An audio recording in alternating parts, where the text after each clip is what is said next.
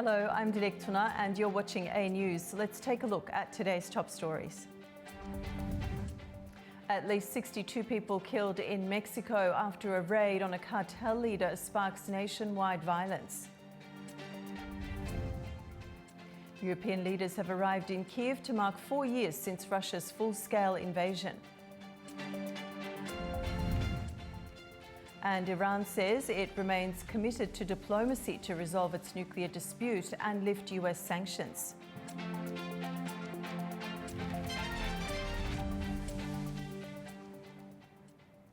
At least 62 people have been killed in Mexico after a military raid targeting one of the country's most wanted cartel leaders triggered coordinated violence across more than a dozen states. Troops were deployed and flights disrupted as authorities tried to regain full control. Security remains tight across several states in Mexico after a pre-dawn military operation against cartel leader Nemesio Oseguera, better known as El Mencho, left at least 62 people dead and sparked coordinated violence nationwide. Among those killed were 25 members of the National Guard and 34 suspected gang members.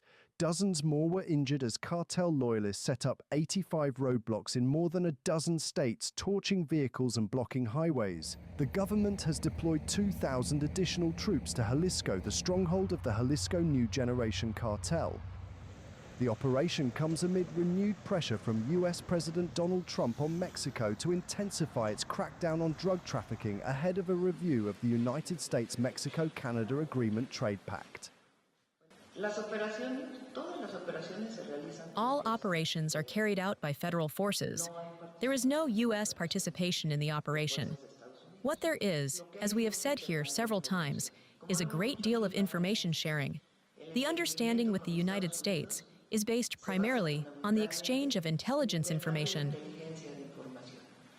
Officials say a tip linked to El Mencho's romantic relationships led security forces to his hideout in the mountain town of Tapalpa. He was wounded in a firefight and died while being airlifted to Mexico City. In Guadalajara, streets remain unusually quiet, with businesses shut and public transport running below normal levels. Yes, I'm afraid, but I also need to work, and so we're working here, but keeping an eye on the situation, and depending on it, we'll see if we take shelter or continue working. Tourism has also been affected, with flights to Puerto Vallarta and Guadalajara suspended over the weekend. It's not possible to get out right now because, first, we're not allowed to leave the resort under any circumstance, so we're locked down in the resort. And even if we went out on the streets, the cartel would stop us and force us to get out of the car and light the car on fire. So the whole city is under lockdown. No one is going out because everyone is scared of getting stopped by the cartel.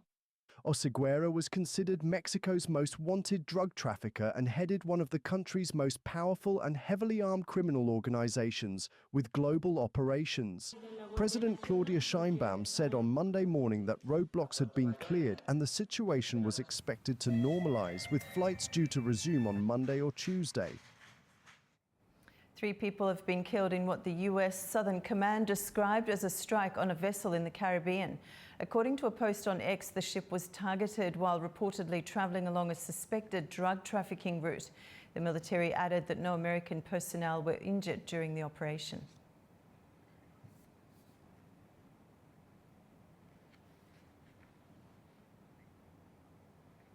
Over to Ukraine now. The leaders of the Nordic Baltic 8, along with European Council President Antonio Costa and European Commission President Ursula von der Leyen, have arrived in Kyiv to mark 4 years since Russia's full-scale invasion.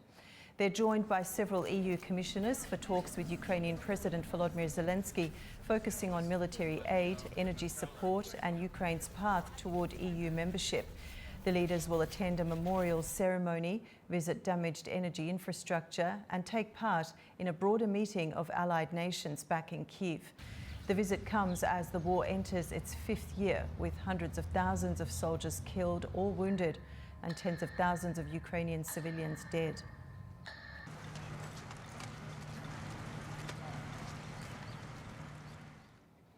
Across several European cities, thousands gathered in support of Ukraine as the war enters its fifth year. Demonstrators say the conflict cannot be normalised, even as diplomatic efforts attempt to restart talks. Pro-Ukraine supporters filled the streets across Europe and beyond to mark 4 years of full-scale war in Ukraine. From Milan to Budapest, from Istanbul to Barcelona, thousands marched in solidarity.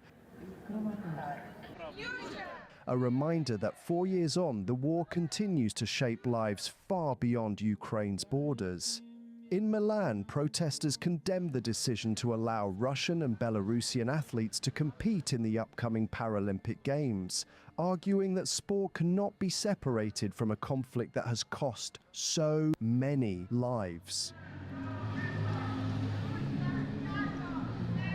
Ukrainian diaspora, we are really annoyed and we are really bothered by this decision of World Olympic Organization about the participation of Belarusian and Russian ex-militaries in the Paralympic Games.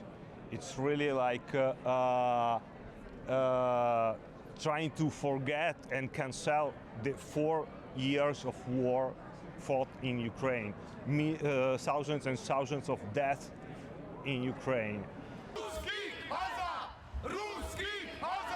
In Budapest, around 1,000 Hungarians and Ukrainian expatriates gathered as the issue becomes entangled in domestic politics ahead of Hungary's parliamentary elections. Prime Minister Viktor Orbán has framed the vote as a choice between war or peace.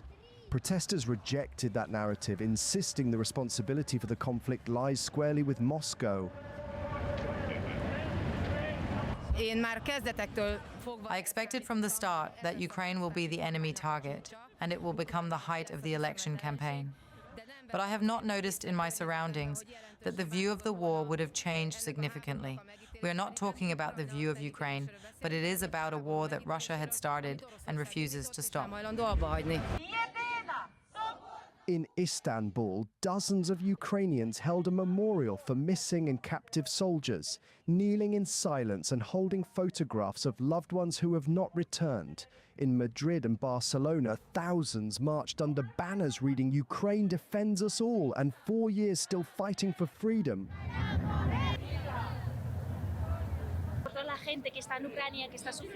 I'm here for all the people suffering in Ukraine. Many have lost their homes, their friends, their family. For all the men and women on the front who are fighting for our freedom and our rights.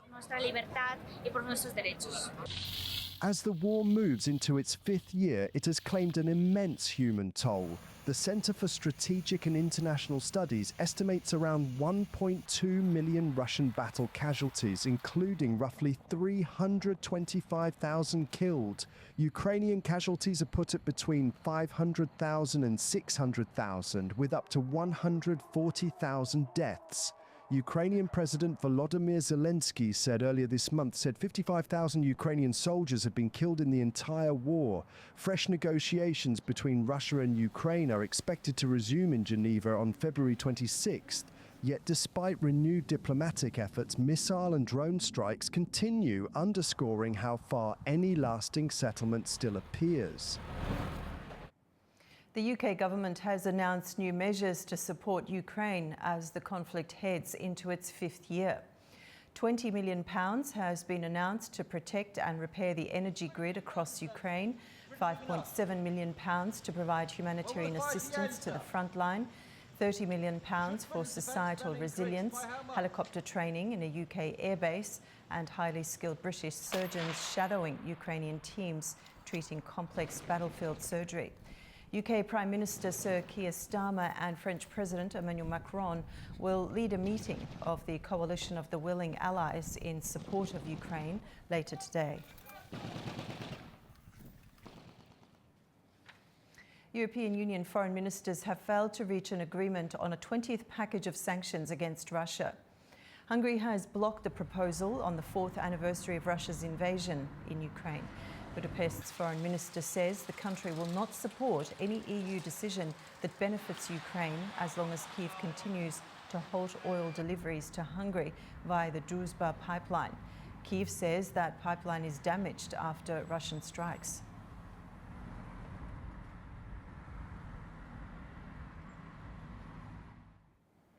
NATO countries are conducting an undersea exercise using submarines to help strengthen its operations. Organised by NATO Allied Maritime Command and hosted by the Italian Navy, the exercise involves 10 allied countries, including Turkey, Spain, Germany, the United Kingdom and the United States. This year is testing new technologies and innovation, including a surface vehicle with no crew.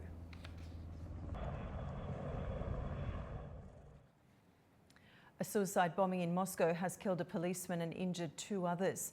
That's according to Russian news agencies, quoting officials, saying the unidentified male suspect died at the scene of the blast. Investigators reviewed video footage showing the suspect approaching a police patrol car near Savlovsky Station Square and placing a device there. Detectives are now working to identify the man. The incident took place in the early hours of Tuesday morning. The 2 injured policemen are being treated in hospital for injuries. Officials are determining if the perpetrator had any accomplices. The European Union has postponed a vote on its July 2025 trade agreement with Washington. It's after the US Supreme Court struck down President Donald Trump's previous tariffs, prompting him to impose new import taxes. Ross Cullen has more from Paris.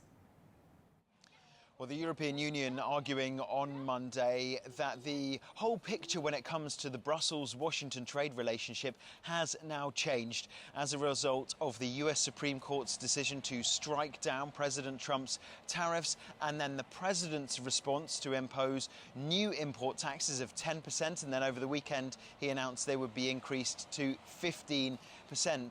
The European Union Parliament was due to have a vote on the trade accord that was signed in July 2025 by the European Commission President Ursula von der Leyen and Donald Trump. That vote, set to take place on Tuesday, has now been postponed. As a result of this, they are freezing the ratification process for that trade deal because of all of the uncertainty provoked by the US Supreme Court decision. And the EU spokesman saying on Monday that a deal is a deal, you have to honour it. The US must provide answers to the European Union as to how that trading landscape between both sides is going to look going forward. They want answers to be able to provide stable solutions for European consumers and European businesses. Ross Cullen, A News, Paris. Talks over Iran's nuclear program are set to resume this week, with mediation efforts intensifying amid mounting regional tensions. Tehran says it remains open to a negotiated solution, while Washington has warned of serious consequences if diplomacy fails. Iran says it remains committed to diplomacy in efforts to resolve the nuclear dispute and secure relief from US sanctions, but warns its armed forces will stay on alert. Speaking in Tehran, Foreign Ministry spokesman Esmail Baghaei said Iran is serious about negotiations. Our position on ending the cruel US sanctions and the nuclear issue is clear, and we are well aware of the US side's viewpoints. If both sides demonstrate goodwill during negotiations, we can hope for a result. We are now in the stage of stating our positions. We hope that we will be able to hold another round of talks within the next 2 to 3 days. In a Truth Social post, US President Donald Trump said that while he would prefer a deal, failure to reach one would result in a very bad day for Iran. He also rejected reports suggesting divisions within the US military over potential action, insisting that any decision would rest with him. The comments come after 2 rounds of indirect talks between Iran and the United States in Muscat and Geneva earlier this month, with another meeting expected in Geneva on Thursday. The renewed diplomatic push unfolds amid a broader US military build-up in the Middle East. Lord Peter Mandelson, the former UK ambassador to the United States, has been released on bail. It's after he was arrested by London police on Monday on suspicion of misconduct in public office. It follows revelations over his ties to convicted sex offender Jeffrey Epstein. Mandelson denies any wrongdoing. There was no immediate response from Mandelson's lawyers.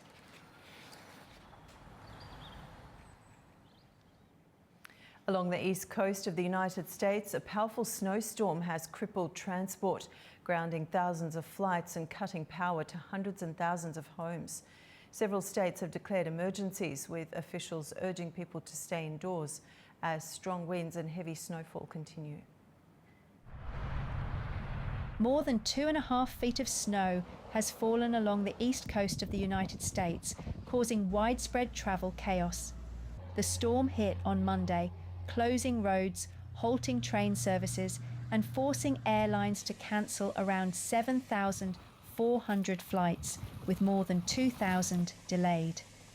Many of the disruptions were at major airports, including John F. Kennedy International Airport, LaGuardia Airport, Logan International Airport, and Newark Liberty International Airport. More than 1,800 flights scheduled for Tuesday were also cancelled. More than 600,000 homes and businesses were left without power by Monday afternoon, and at least 7 states declared states of emergency. In New York City, Mayor Zohran Mamdani urged residents to stay off the roads so emergency crews could clear the snow. Schools across the region were shut. The storm also forced the closure of the United Nations headquarters in Manhattan. Residents say the repeated storms are taking a toll on daily life. I told myself that was it, and I thought if I thought that hard enough, that would be it. But it turns out there's another storm, and for me, a person who walks a lot, it makes me a prisoner. We just kind of dug out from the other storm, and I won't be able to really walk around town for another 10 days. So I'm stuck inside. It's just miserable to try to walk through, to try to get onto sidewalks when they haven't cut paths from the road, from the street to the sidewalk. It's really dangerous. But for some, the severe weather has brought an unexpected upside. I like this weather because I get to stay with my kids at home. Otherwise, we are always working and just running to work. So today we cannot go anywhere, just stay home. Winds of up to around 96 kilometers per hour created deep snowdrifts, worsening already dangerous conditions. New York Governor Kathy Hochul deployed 100 National Guard members to assist in the worst-hit areas, including Long Island and the lower Hudson Valley, as the region braced for further heavy snow and strong coastal winds. Now we'll take a short break, and when we return, we'll analyse the latest developments in the Russia-Ukraine war as it marks its 4th anniversary and what they mean for the conflict's future. Stay tuned.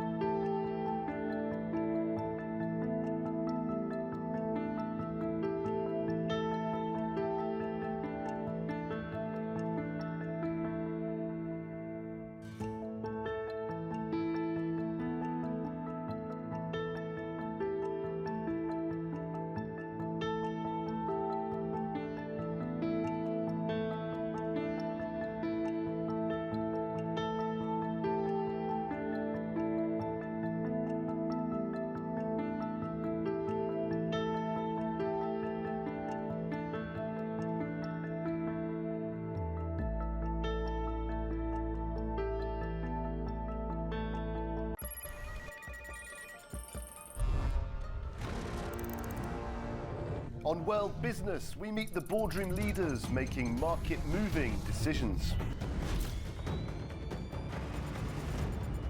And find out how leaders are dealing with continuous technological disruption.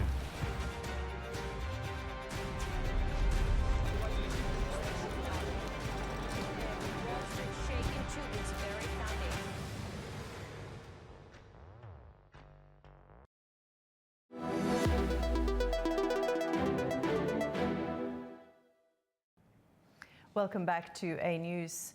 It's the 4th anniversary of Russia's full-scale invasion of Ukraine, a war that has reshaped European security, triggered massive global sanctions, displaced millions and cost hundreds and thousands of lives. Despite intermittent diplomacy, front lines remain active and the long conflict shows no sign of resolution. We examine what 4 years in this means, both on the battlefield and the diplomatic front, and what lessons the world must draw from this prolonged war. Let's bring in our guest, Vlad Olteniu, is a political analyst joining us from Brussels. Vlad, thanks for joining us on the program. My pleasure to be here with you. Now, how has the character of the Ukraine-Russia war shifted from its early days, both militarily and politically, 4 years on? It is a very, very good and very comprehensive question, so I will try to answer it in a fast manner.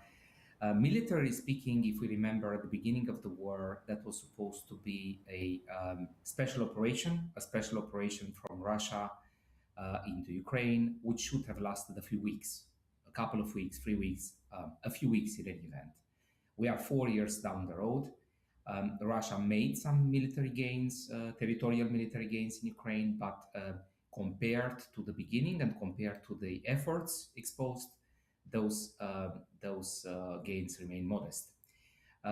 What it meant, though, militarily, first of all, it meant the first aggression on the European continent after the Second World War. And it changed quite a lot of the policy and political dimensions. And here is where we go to the political dimension of it. The political dimension meant that basically the European Union and the United States at the time, clearly under President Biden, went into a sanction mode to Russia, sanctions which increasingly became penalizing for the Russian economy and for Russia itself. It went on more and more, so the European Union is currently discussing the 20th package of sanctions. It's not just the European Union, it's European Union, United Kingdom, Canada, Australia, United States, many states in the world went into the sanctions mode. And at the same time, it created 3 new things, I think, in the European Union. First of all, a military dimension to the European Union, a defense dimension to the European Union, which was not present or very little present in 2022. It is much more present today. Second of all, a full rediscussion of the energy dimension of the European Union, with the energy autonomy discussion clearly advancing very fast. And third of all, a strategic autonomy dimension discussion in the European Union, which is also advancing very fast. And last but not least, a very, very clear pack of support for Ukraine, which lasted for these 4 years, both militarily, but most importantly, economically. Now, Ukraine's reported rare territorial gains in recent weeks, yet front lines remain largely static. What does this say about the strategic dynamic between Moscow and Kyiv nearly halfway through year 5? Yes, it is. I think for Ukraine, it is very difficult to actually make territorial gains or significant territorial gains for a number of reasons. It is a war, clearly it is a war of attrition. Clearly it is a war in which many people died, many innocent people died. The military resources of Russia are significantly higher, also in terms of manpower compared to Ukraine. So I think for Ukraine it is an uneven war, if I may say so. It is a difficult situation, and definitely difficult war. Plus it is a war of tiredness, should I say so. It's 4 years down the road. It has limited resources, and soldiers are probably on the front lines for quite long. At the same time, it is admirable that Ukraine was able to actually do what it did, so resist for 4 years to the aggression. I think, on the other hand, for Russia, it means that the means that it put there, and there were significant means for sure, clearly were not conducive to a result that Russia expected at the beginning of the war. And I think it is increasingly difficult for Russia, in economic terms, to sustain this war. For Ukraine, the whole question now is to what extent is a negotiated peace possible, an acceptable negotiated peace possible. And clearly there the question is more into what Russia is willing or not willing to accept. and what the others, European, but not just European, the United States, of course, are willing to put as a pressure mechanism on to arrive at a situation at which a ceasefire, first of all, and then a peace treaty are negotiable. Vlad, what would a ceasefire framework look like right now? It is a difficult question because probably from one side, from the Russian side, a ceasefire would imply an agreement on territories that Russia currently occupies. From the Ukraine perspective, probably a ceasefire will be negotiable, but not under necessarily the same conditions and terms. At this point in time, I think a ceasefire, the first purpose of a ceasefire will probably be to arrive within a short horizon to a full peace treaty. I do not think that a ceasefire, which is good for a few weeks, would be good to any party, actually. So whoever wants to sign a ceasefire needs to see it as a fundamental, short-term, but fundamental step towards a permanent agreement. And in that, I think Russia needs not only to convince Ukraine, but most importantly to convince the European Union states, the coalition of the willing, so European Union states plus, because the coalition of the willing is wider than just the European Union. So I think that group needs to be convinced, as well as, for sure, the United States and President Trump need to be convinced. President Trump made a few attempts. I think the United States made a few attempts. The European partners made a few attempts. The coalition of the willing made attempts. But I think here that the real question for a ceasefire and then a peace treaty is to what extent Russia does really want to do that. Does it really want it, or does it use it as a tactic for a different strategy? And once we'll have the answer to that question, we'll know better how to approach both the ceasefire and the peace treaty. And Vlad, on the diplomatic front, an EU sanctions package was blocked on the war's anniversary. What does that reveal about Western unity, and how might it affect Ukraine's position? It is also a very, very good question. So as said, it's the 20th package. It was blocked. It happened before. It is not the first time that Hungary is delaying or blocking a package. For me, it is just a delay. So for sure, there will be other discussions. There is an European Council in March coming quite soon. So I do not think that this package will be fully blocked. I think this package will simply be delayed. And there will be a next sanctions package under the current circumstances. The Western unity, I think, in terms of Hungary's play, more Hungary is trying to delay or block, more the other European Union member states are united. Maybe with a little exception of Slovakia, but other than that, a delay or a blockage from Hungary usually solidifies the others into unity. So I don't think that will be a problem there. And as for Ukraine, I think the emergency in terms of economic assistance, the famous 90 billion assistance, is there, because my understanding is that economically Ukraine needs absolutely that money to be able to sustain itself as early as March and not later than April. So I think there is a matter of emergency, and this is why the European Council, the European Commission are trying their best to fix and to find a fix solution for Ukraine and for that particular loan.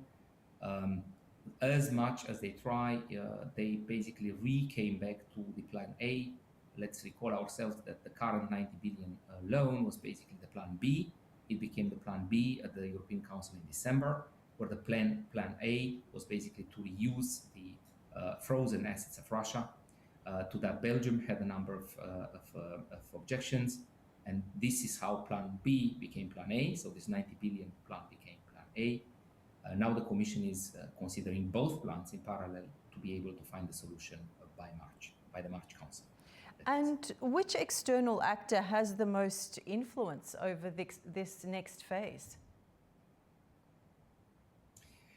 It is a very, very good question. I think there are quite a few external actors playing in different capacities and in different roles in this conflict. I think it is not one single actor that has a determinant influence here. I think it is the sum of the play of the different actors And that sum of the play needs to be aligned somehow to obtain a result here. So in other words, the United States alone, or Russia alone, or the European Union partners, or the coalition of the willings alone cannot change the outcome. But in sum, of course, they can modify significantly the outcome and push towards a resolution much faster than any one of them alone can. Now, casualty figures, displacement and infrastructure loss continue to mount. In terms of human impact, what long-term social and economic costs is Ukraine facing? Well, I think both Ukraine and Russia are facing significant costs because of that war, in terms of losing, young people, young capacity. I think in the case of Russia that we shall see. I think the demographics of Russia are not necessarily advantageous, and I think what happens there will have a significant impact for them in the next decades to come. I think for Ukraine, yes, there is an impact, but at the same time, Ukraine has a pathway out of this war into the European Union. Traditionally, we saw new acceding countries to the European Union with a high economic boost. So in terms of the economy, I think Ukraine, with an accession path to the European Union, will have a significant boost and will see its economy growing clearly, growing probably quite fast. It is an industrial powerhouse in terms of production, so definitely that will be significant for Ukraine. Plus, Ukraine has quite a lot of current migration from its territory to the territory of the member states of the European Union that can be counted in millions of people. It's very difficult to predict how many of those millions will come back to Ukraine after the conflict. Some will not. But in any event, the economic standing of the migration is usually higher, and the impact of that migration back into the economy of Ukraine will be significant post-conflict. So I think that the prospects of Ukraine, economically speaking, are better than those of Russia coming out of the conflict. Indeed, it is a tragedy that so many young people died in this conflict into something that would have been fully avoided and which is fully unnecessary and regrettable to have that conflict today in Europe in 2026. And Vlad, my last question to you is Ukraine's NATO accession still a strategic possibility, or is that largely aspirational? I think at this point in time, it remains a possibility. It's clear that under the current US administration, that will not happen. But the current US administration is approaching its the second part of its term. So President Trump has in his term a few years left. It is to be seen with a different administration. I remind to everybody that President Biden was looking at it under his administration very differently. So a new American president, a different American president may look at that completely differently than today. I do think that for Ukraine, the priority should be the accession to the European Union, even more so than the accession to NATO. The accession to the European Union means an economic shift, and it means an economic growth perspective with some security warranties attached to it as well. Not as strong as the NATO's security warranties, true, but at the same time not negligible either. A lot will remain to be seen for NATO generally, not just for the accession of Ukraine to NATO. A lot will remain to be seen under the acts of the current US administration and under the strategic autonomy defense positioning of the European Union in the next couple of years. Vlad, it was a pleasure talking to you. Thank you for your analysis today. Thank you for having me. Now, after the break, we'll take a look at the major stories from the region. Stay with us.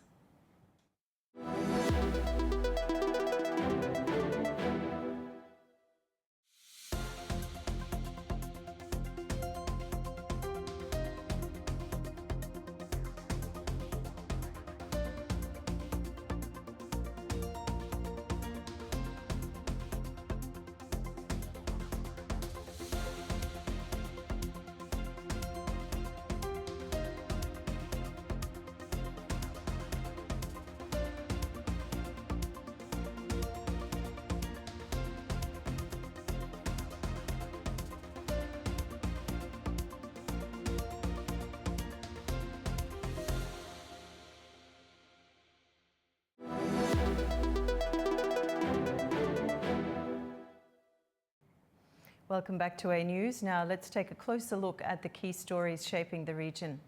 President Ilham Aliyev has received a delegation led by Iran's Minister of Roads and Urban Development, who also serves as co-chair of the Azerbaijan-Iran Intergovernmental Joint Commission on Economic Cooperation, for discussions on bilateral cooperation and economic coordination. During the meeting in Baku, both sides recalled the minister's visit to Azerbaijan last year and earlier talks with the head of state. President Ilham Aliyev welcomed the expansion of the bilateral agenda, noting that joint projects between Azerbaijan and Iran would open new opportunities not only for the two countries but for the wider region. The Iranian delegation pointed to the deep historical, religious and cultural ties between the neighbours. The discussion also highlighted preparations for the 17th session of the State Commission on Economic Trade and Humanitarian Cooperation in Baku, alongside progress on the North-South Transport Corridor and plans for a highway bridge over the Araz River linking Agband and Kelale, among other issues of mutual interest.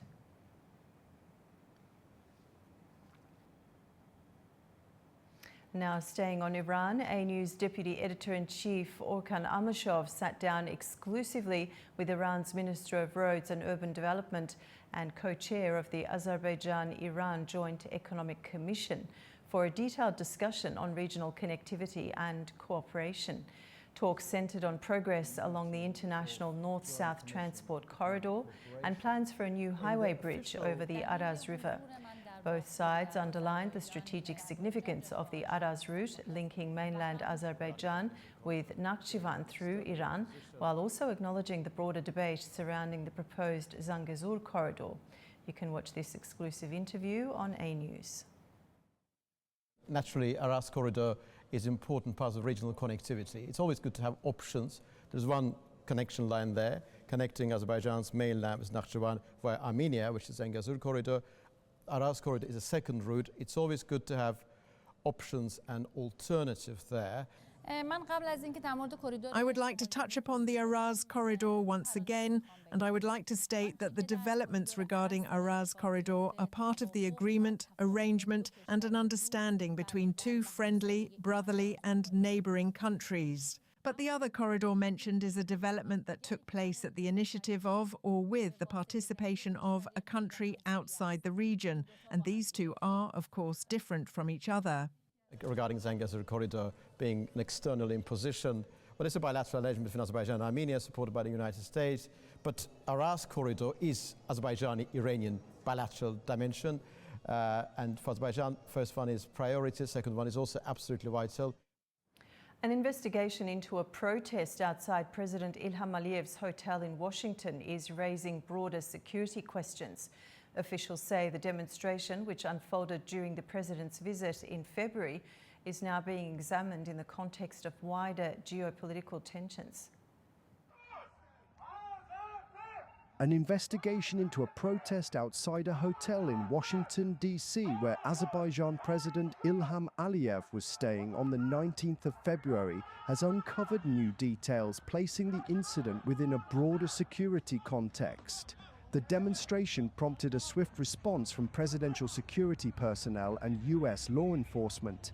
The situation was quickly contained and order was restored without further escalation. A review of video footage shows several individuals engaging in provocative behavior, including the use of insulting and inflammatory language directed at Azerbaijan's leadership. Some participants attempted to approach a restricted security zone before being pushed back.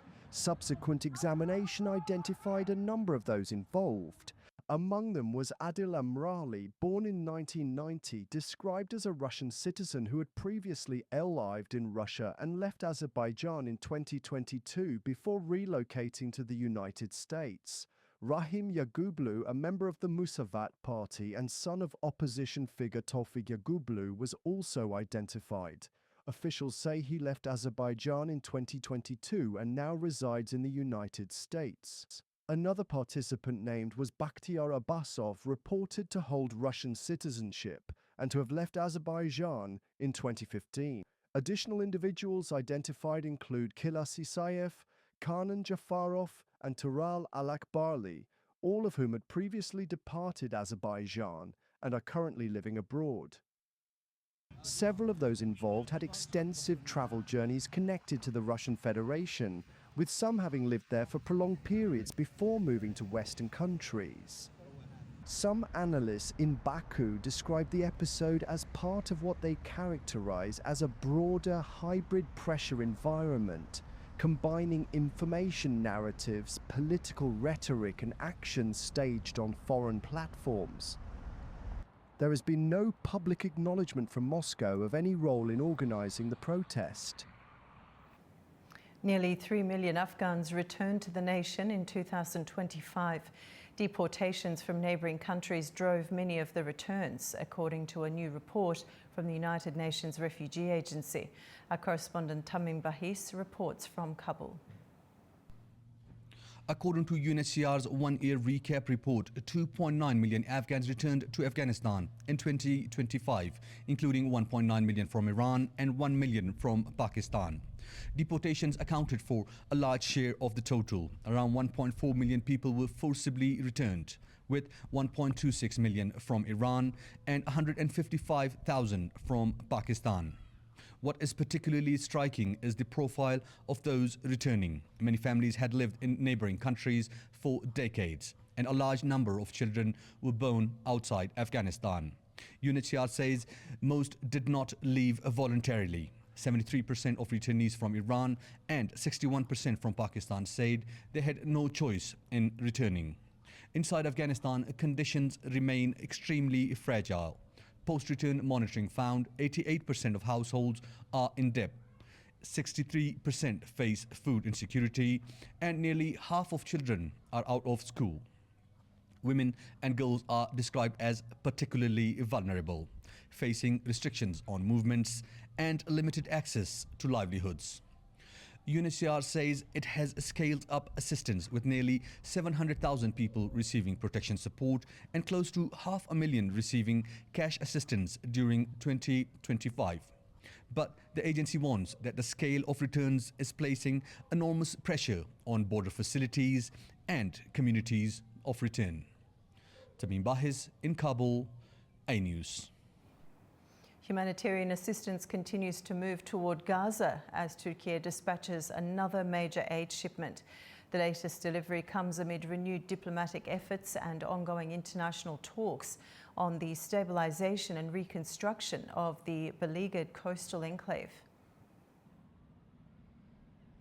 Over the weekend, the Turkish Red Crescent sent its 21st humanitarian aid shipment bound for Gaza, departing from southern Turkey and heading to Egypt's northeastern city of El Arish.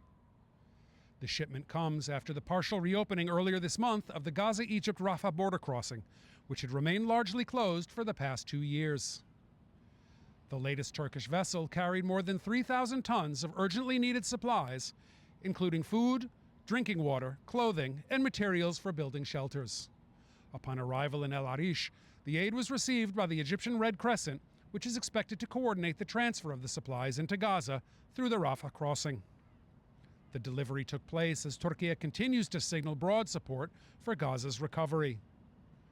Last week, Turkish Foreign Minister Hakan Fidan said Ankara was ready to assist in rebuilding Gaza's shattered health and education sectors and help train police forces in the war-torn Palestinian territory. Speaking in Washington at the first meeting of the Board of Peace, chaired by U.S. President Donald Trump, Fidan also said Turkey was ready to contribute troops to a proposed stabilization force for Gaza. The Board of Peace is an international body designed to oversee stabilization and reconstruction efforts in Gaza within a broader peace framework initiated last year. Fidan warned, however, that Gaza's humanitarian situation remains dire and that ceasefire violations have continued, calling for what he described as a prompt and effective international response to the crisis. This is Adam Maro for A-News in Istanbul, Turkey. Now we'll take a short break, and when we return, we'll analyse Iran's new €500 million arms deal with Russia, what it means for Tehran's defences, regional security and broader geopolitical alignments. We'll see you shortly.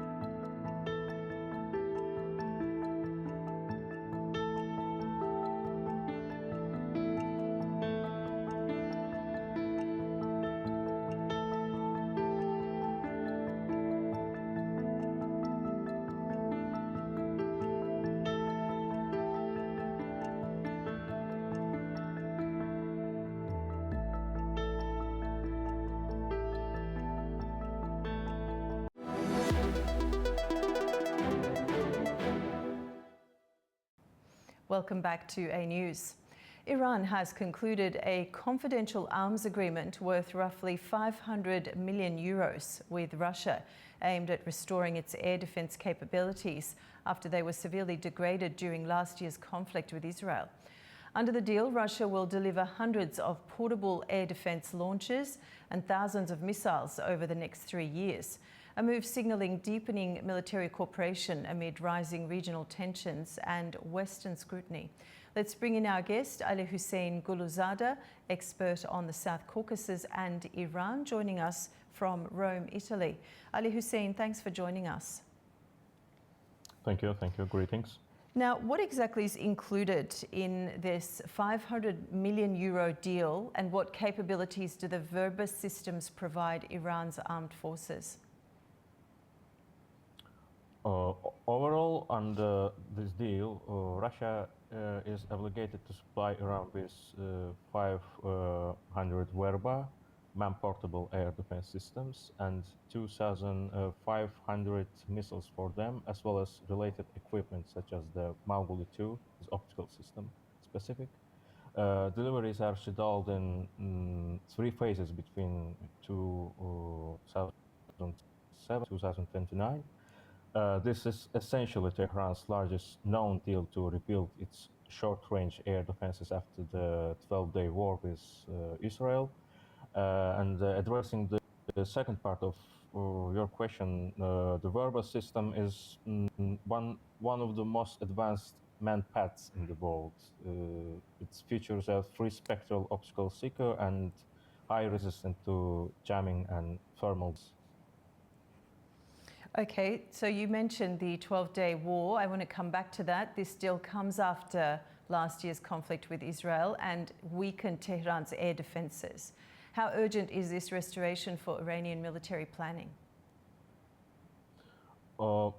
It's critically important for Iran because during the 12-day war, its older air defense systems proved vulnerable to Israeli and American UAVs and helicopters.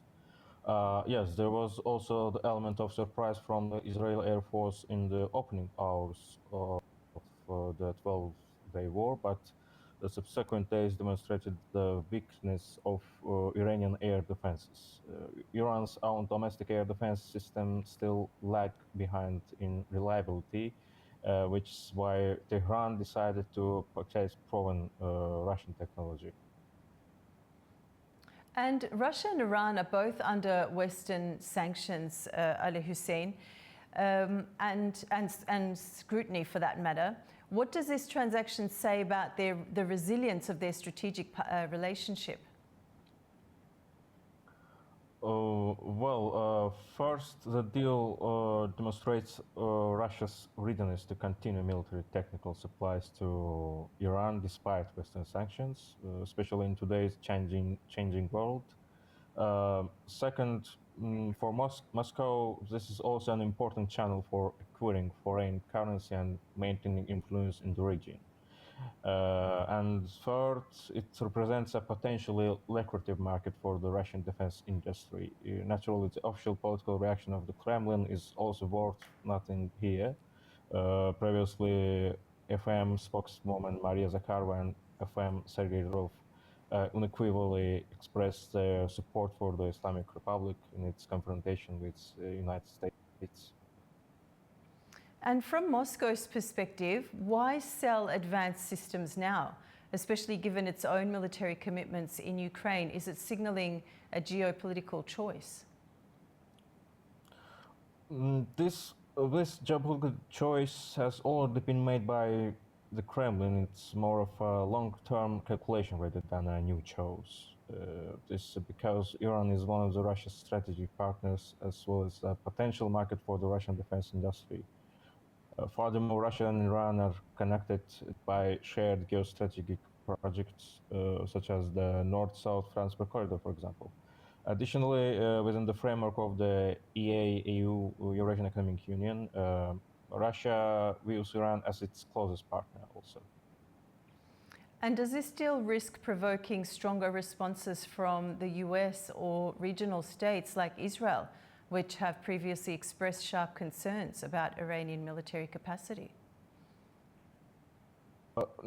Naturally, there will be a reaction, but I'm not certain that the Trump administration will react overly harshly to this deal in terms of its realities. Most likely, the parties will operate based on business interests. And what does this development mean for Tehran's broader military policy, defensive restoration, or a leap toward uneven capabilities? First and foremost, it's most likely a restoration of defense capabilities in the context of air defense. And again, Iran is currently in dire need of this, and these purchases are absolutely on the event of an existential war with the United States and Israel. And does this deal reflect deeper military integration between Iran and Russia, or is it just transactional?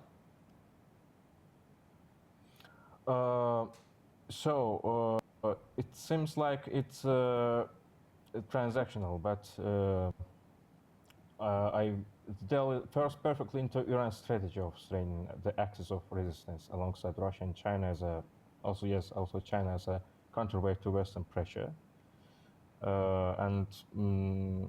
We should also supply Russia with drones and missiles for Ukraine, for example. And I think it's again think of some business cooperation. So the phased delivery through 2027 to 2029 suggests a long timeline. How might this influence Iran's strategic position in the meantime, amid ongoing tensions? The extended delivery timelines leave Iran in a vulnerable position for the next 2-3 years amid ongoing tensions with Israel and the United States. Following the June 2025 conflict, where strikes significantly weakened Iran's integrated air defense system, included radars and command centers, Tehran has been forced to rely on existing stockpiles of outdated systems, domestic production, and mobile assets. This elevates the risk when protecting strategic sites from low-flying threats such as drones, for example, cruise missiles and helicopters. The interim might offset these vulnerabilities through asymmetries, activating proxy groups, for example, conducting cyber operation and threatening to close the Strait. However, this situation lowers the deterrence threat and could provoke preemptive actions from opponents if they perceive Iran as temporarily weakened. And Ali Hussein, do you think such transfers could undermine UN arms embargoes or sanctions frameworks? And what diplomatic implications might that carry for both Tehran and Moscow? Violate the United Nations conventional arms embargo on Iran, which was reimposed in September 2025, so-called snapback mechanism of resolutions. Although Russia officially doesn't recognize the snapback and consider it invalid, from the perspective of the United States, European Union and their allies, the deal represents a direct violation. This could lead to additional secondary sanctions against Russian and maybe Iranian companies, for example, Rosaboronexport and Uranium Modafel, tighter export controls and new restrictions in finance and technology. And how might this influence regional security dynamics, for example, in the Gulf Cooperation Council states or in the context of US military deployments nearby? The deliveries, even if delayed, heighten the concern of the Gulf Cooperation Council countries, especially Saudi Arabia, UAE, and Qatar, which have already ramped up their own air defense programs and are diversifying their arms procurement. This could accelerate the regional arms race and prompt the Gulf monarchies to coordinate more closely with Washington. In the context of large-scale United States force deployments in the region, the deal is perceived as a signal of Iran's intent to raise the cost of any strike on its territory, particularly for low-altitude operation. Ultimately, this sustains high tensions, but simultaneously stimulates diplomacy. The Gulf states continue United States-Iran negotiations, creating an escalation that would impact their territories and economies. Okay, and Ali Hussein, my last question to you. How does this deal align with Iran's wider geopolitical relationships with Russia, China, and regional partners balancing between economic and military priorities?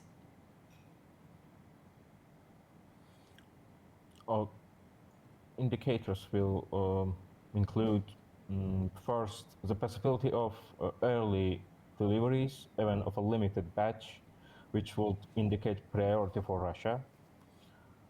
Second, the integration of the Verba into Iran's existing air defense network, especially for S-400 systems. And the latest one, the reaction of Western capitals, new sanctions package, declaration of red lines, or an increased United States military presence. Okay, Ali Hussein, it's been a pleasure talking to you. Thank you very much for your analysis today.